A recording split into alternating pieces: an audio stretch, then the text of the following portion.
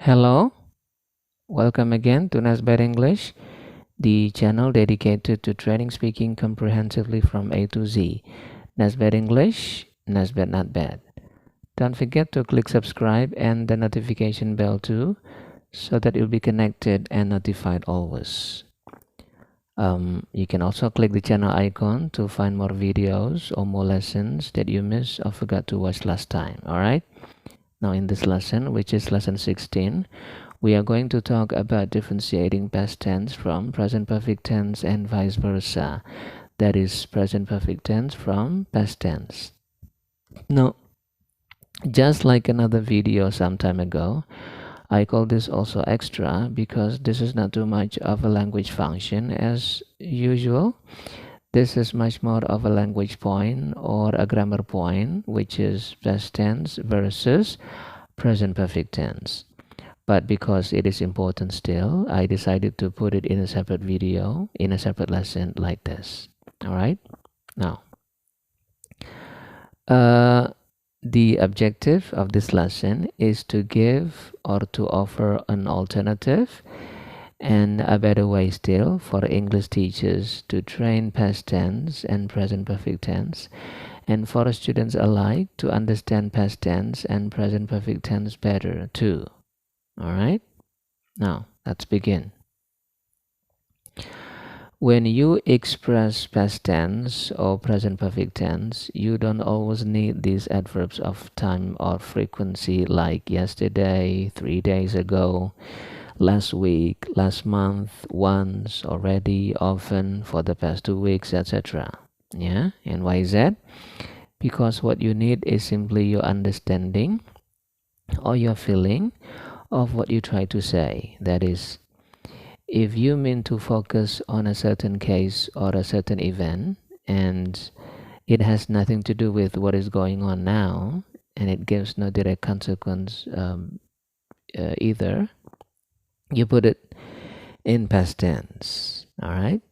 But if you focus on the completion of something or an action in the past at the moment of your saying it, and it has something to do with what is going on now, it has a direct consequence too, you put it in present perfect tense.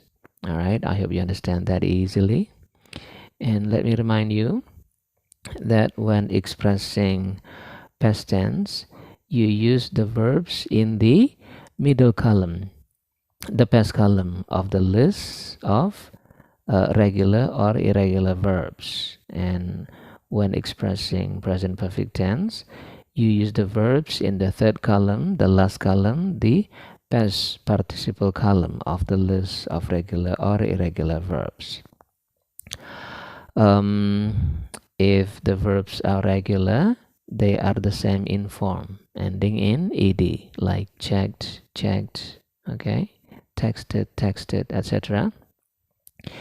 And some irregular verbs may also share the same form for past tense and past participle, like told, told, found, found, understood, understood. All right. So these are going to be some verbs that we are going to use in this lesson. Now let's take a look at some examples that I have provided here for you to see and to do too.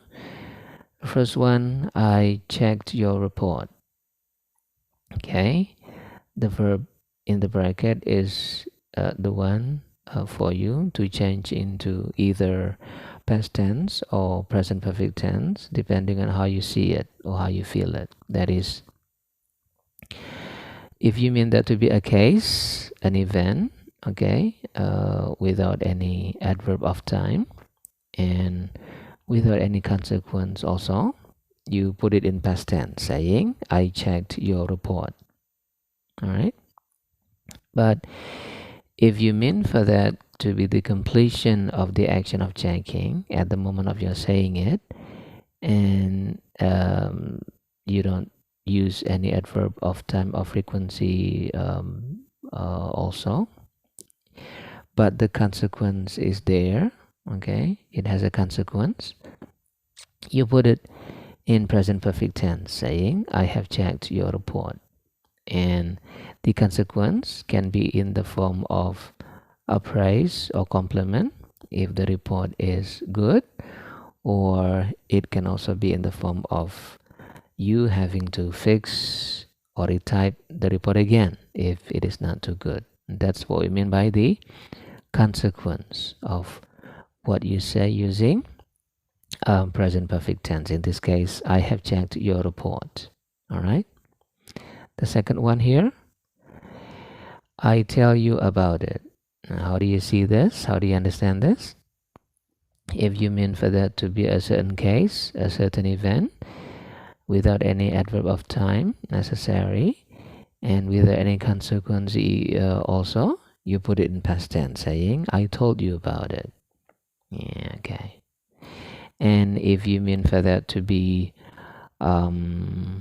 something that is complete at the moment of your saying it, and no adverb of frequency or time is also necessary. It is sidelined, it is omitted, but the consequence is attached there, it is there.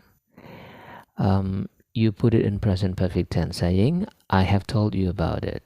And the consequence of the utterance, I have told you about it, is that you perfectly understand, and you don't have to ask me anymore. That's what it means. That's what the consequence is, okay, from the utterance, I have told you about it. That is, you perfectly understand, and therefore you don't need to ask me anymore. All right.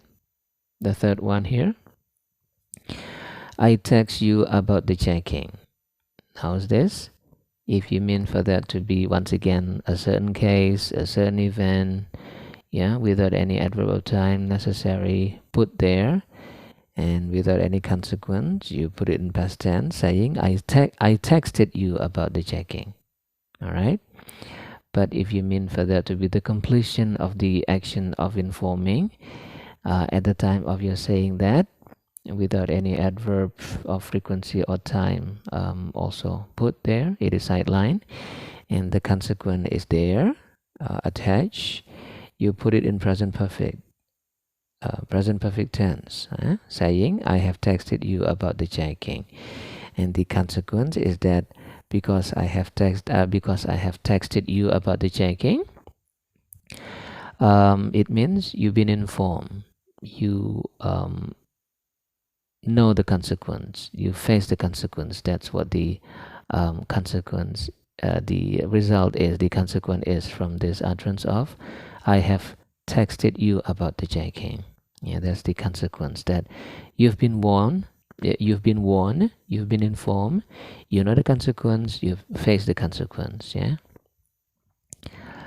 Now, what is the relationship between the two? That is, between past tense and present perfect tense. Is there any relationship between the two?